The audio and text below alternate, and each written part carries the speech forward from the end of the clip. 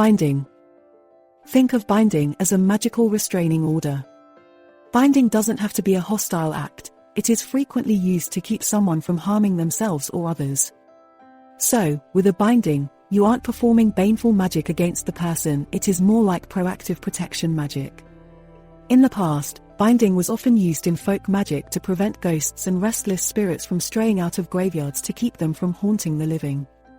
Binding spells generally entail the symbolic binding, wrapping, tying, or otherwise confining an object representing the bound person, most often a doll or photograph. Other spells might have you take the effigy of your target and place it inside a box or vessel, then bind the box shut with twine or wax. In 1940, Gerald Gardner, the founder of the Gardnerian Wicca religion, met in the woods with his new forest coven and performed a cone of power ceremony to prevent Hitler's forces from entering the United Kingdom. In other words, they bound Hitler from having the power to complete his mission. Whether it was because of the spell or other forces, there is no way to tell, but Hitler did not enter. Banishing. Banishing is often used in ceremonial magic to describe one or more rituals used to eliminate non-physical entities such as spirits or negative influences. It is performed as a precaution to rid the area of anything that might interfere with the magic that is about to be cast. Although banishing rituals are frequently done as part of larger ceremonies, they can also be performed independently.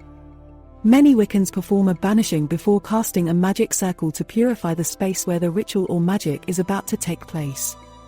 This type of banishing would probably fall more in the category of protection magic because those performing the banishing don't actually know if there is anything negative in the space, to begin with. Smoke purification, salt, chants, prayers, sigils, stones or crystals, bells, ritual bathing, burning papers, candles, direct energy manipulation, meditation, or trance are all common ways to work banishing spells.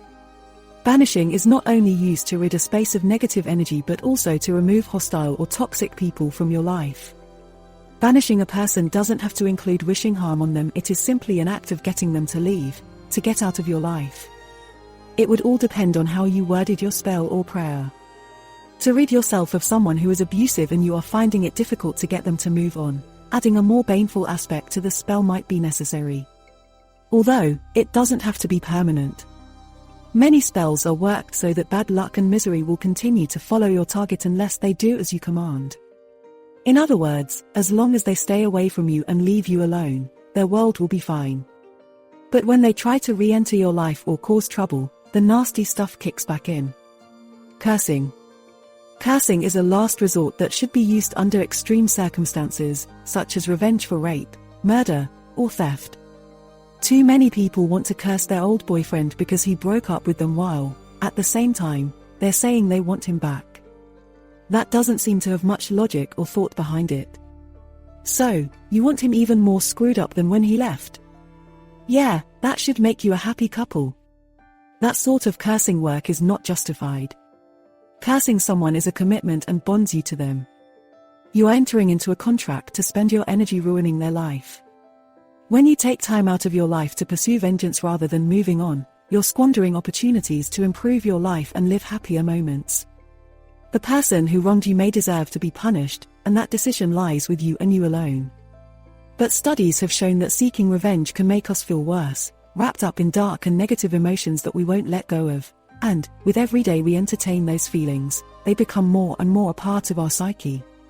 So, before you cast that baneful spell, think about whether you need to bind, banish, or curse.